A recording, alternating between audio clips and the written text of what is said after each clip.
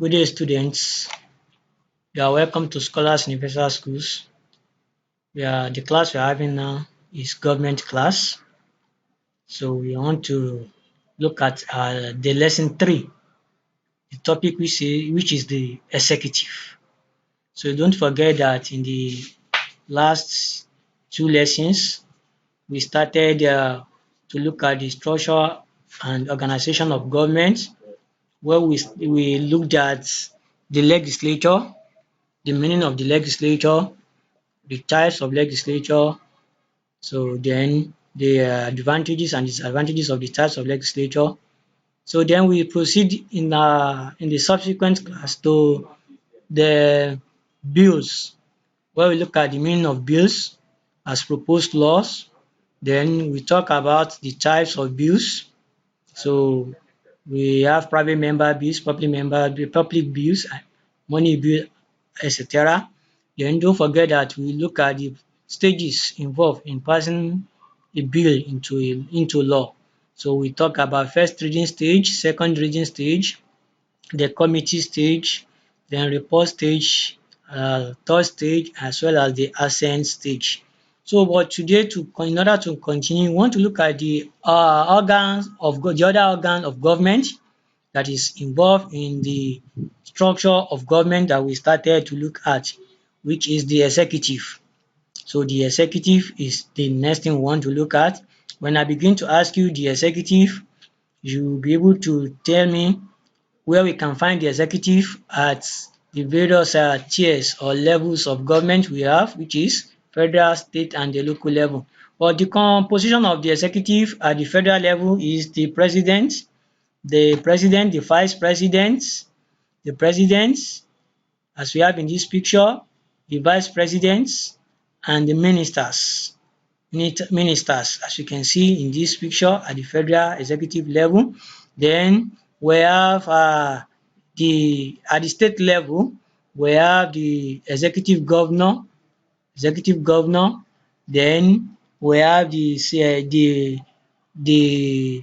deputy governor, as well as the commissioners that form the body of a state executive for the state. At the local level, we have the chairman or the chairman of local governments of secretariats, then the vice chairman, then councillors, and other supervisor for respective functions that work together with them. So let's look at the definition of the executive arm of government. So when we say executive arm of government, so we are talking about the organ of government or the arm of government that is saddled with the responsibility of implementing law and executing laws, policies, and directives made by the legislature. So when we talk about the executive, it's the one that involved in the what? Implementation and execution of law, policies, and directives that were made by the legislature. So now let's begin to look at the meaning of these salient points. So when you say implementation, it simply means to put something into practice, to put law into practice, to put policies into practice. Then execution simply means carrying out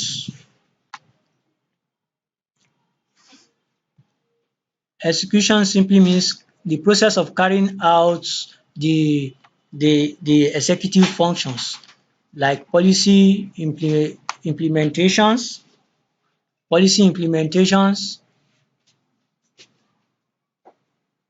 so policy implementation, policy formulation and implementation, and all others, and carrying out enforcement of laws. Then when we talk about policies, policies simply means set of rules and regulations that are formulated by the executive, and directives on how such policies are to be effected in the country. So before such function can be carried out, so it must be subject to the directive of the legislature before it could be done. So the legislature must have approved that uh, by stage by stage before it could become what the executive can be able to assent and begin to enforce in the country. So it carries out government decisions and laws.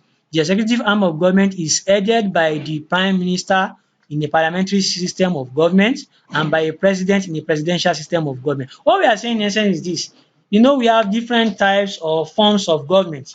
For instance, in Nigeria, in the First Republic, we had a parliamentary system of government where we had a head of government and the head of state differently. So then it was the Sir Tafawa Balewa that was the prime minister, and the head of state was the Dr.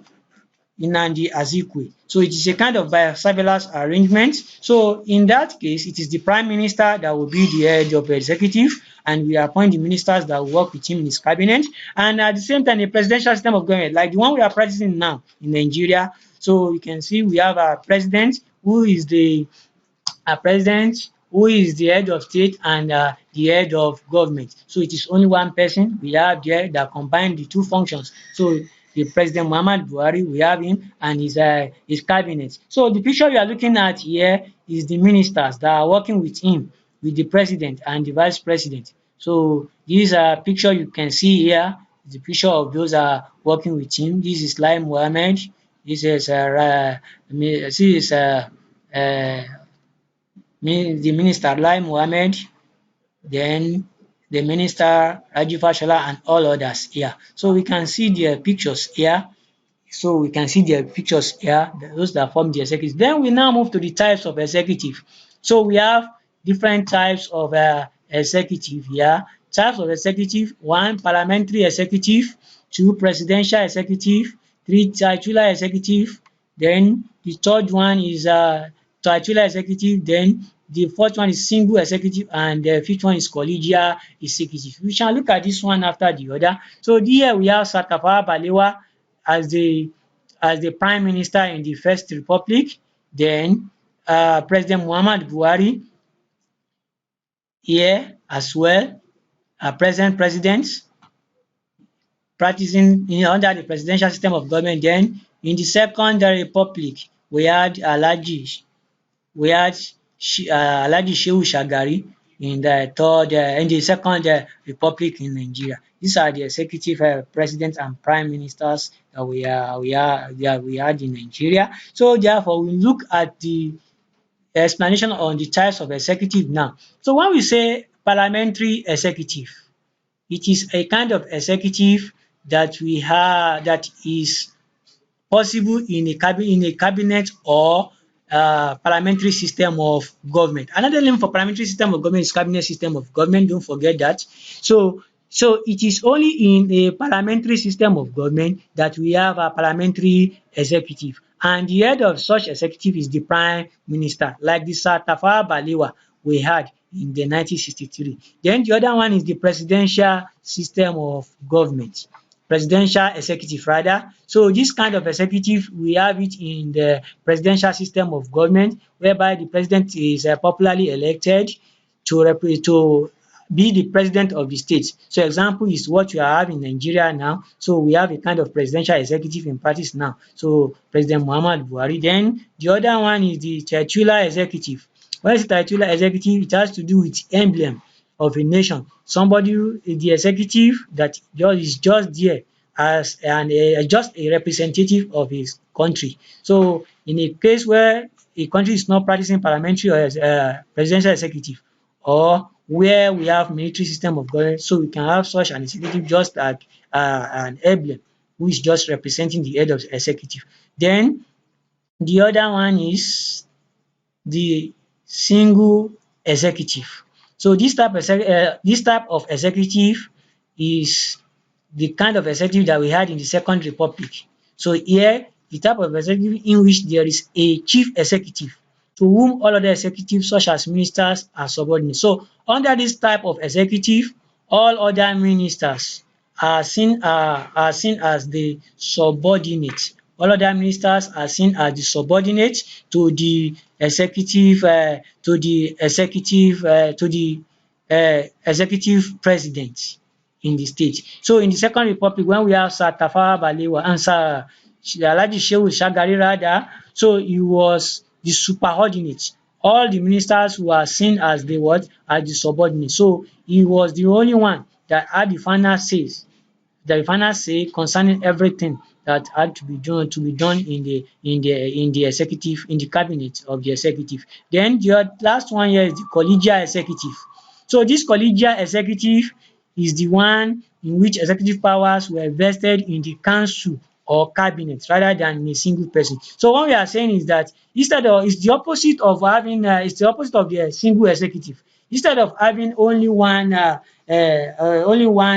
as a executive as superordinate, where others are subordinate. So in the collegial executive, they are all equal to each other. So the members of this collegial executive, that is both the executive president and the ministers, or in the cabinet system of government, they all act together. They see themselves as one. So they all come together to take a collective decision on any issue that is affecting the state. So the ministers and the head of state or head of government, they are all equal in decision making, unlike that of single executive where we have the president or as the superordinate. Then we now move to the functions of the executive.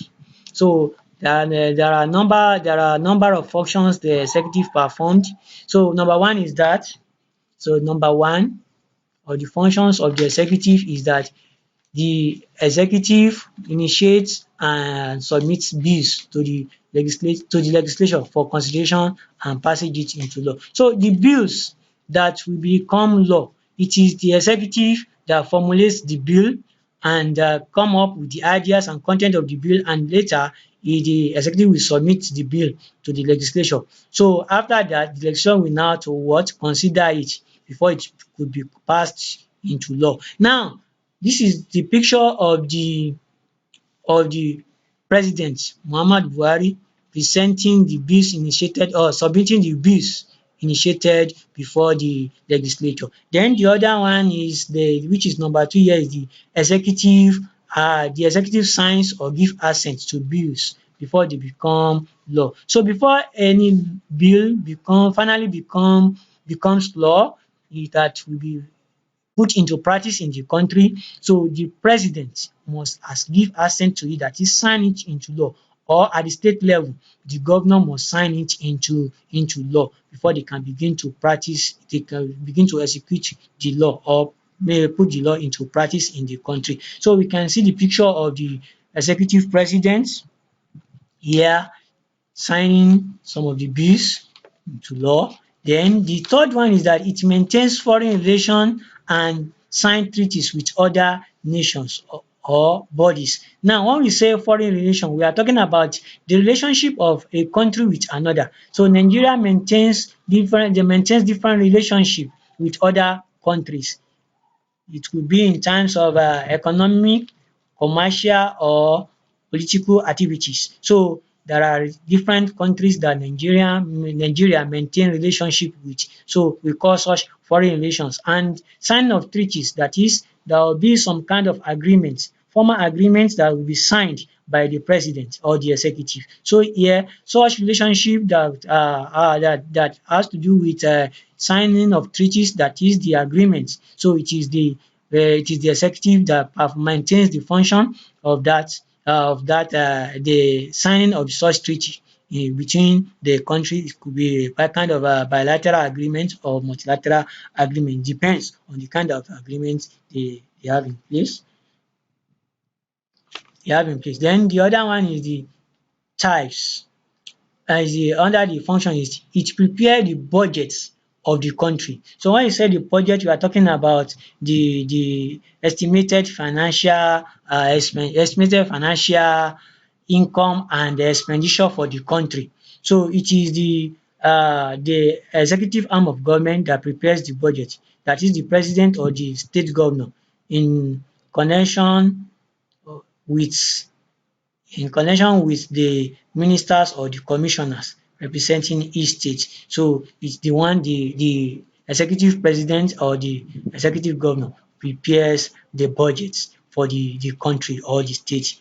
Then the other one is executive the executive may grant state pardon to people convicted of criminal offences. So in a case whereby there are people convicted of criminal offences in the country. So it is the executive president or executive governor of a state has the privilege to perform such function, to give them what we call state pardon in the prison, or where they are serving their punishment. So now, for instance, recently when there is the pandemic of COVID-19, the president had given state pardon to some people that had minor offences that are about to exhaust their punishment time or jail time in the prison yard. So you are given such privilege to release them so that you will not be infected with COVID-19, and to really ease the congestion in the prison, in the rehabilitation centers. So we don't want to call them prison again in Nigeria, but rehabilitation centers. Then this is the picture of the prison here in Nigeria. So these are the officers working with the prison yard. So here is an example of prison service that we are talking about. Then before I move further, let me re-explain the types of the type of executive once again. So let me re-explain the types of executive once again. I said we have parliamentary executive, presidential executive, titular executive, single executive, and collegial executive. So the explanation on them, I take them once again. The parliamentary executive, this refers to the prime minister in the cabinet of government. So when we talk about the parliamentary executive, we are talking about the head of the government in the cabinet or parliamentary system of government. So, and the good example of that is in Nigeria is Sir Tafawa Balewa in 1963, where he was the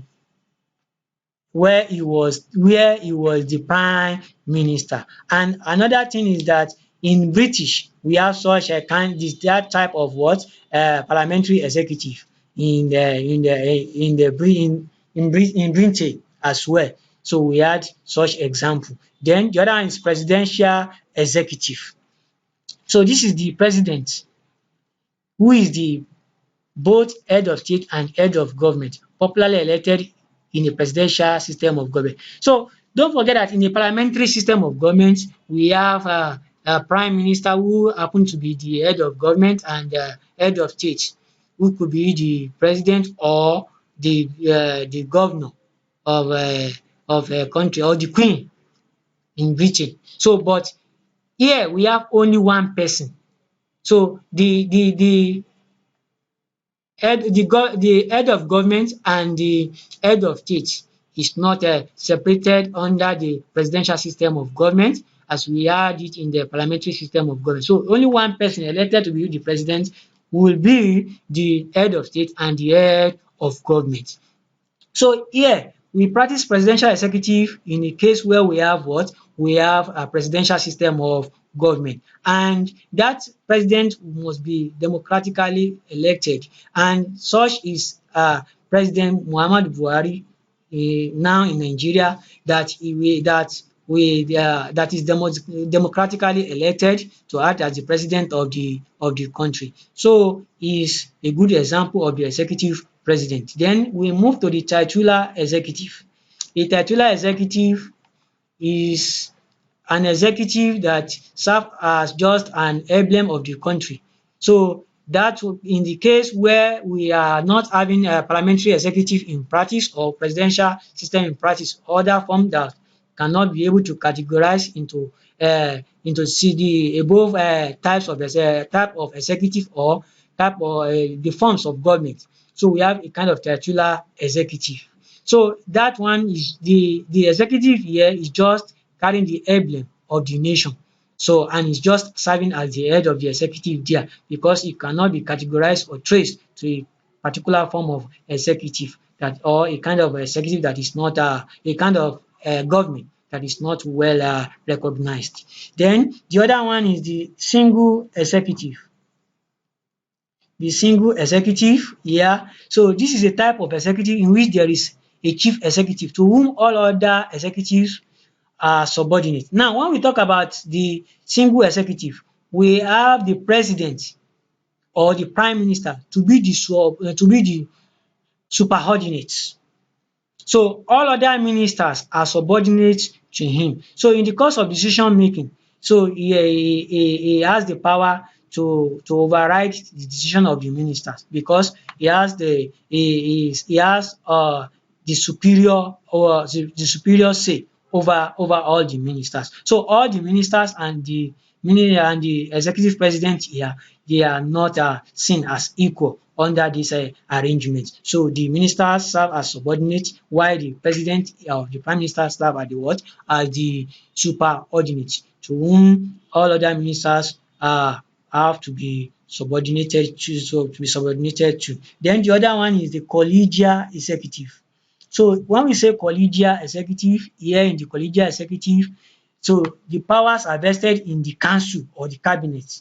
So not in this in a single person as we had in the single executive. So therefore, the ministers and the president that is there as the executive, they both of them had equal rights. So they enjoy the same equal privilege, they enjoy the same privilege in decision making. So no subordinate and no superordinate. All both of them are equal.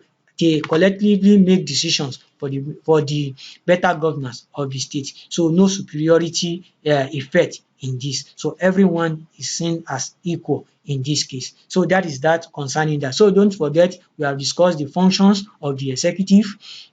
So these are the evaluation questions. So try to study the content and use it to answer the evaluation questions as well as the assignment given to you, which will be submitted before the next class or weekend. So we have come to the end of the class. So thank you for enjoying the class. Kindly stay safe at home. Thank you and God bless you.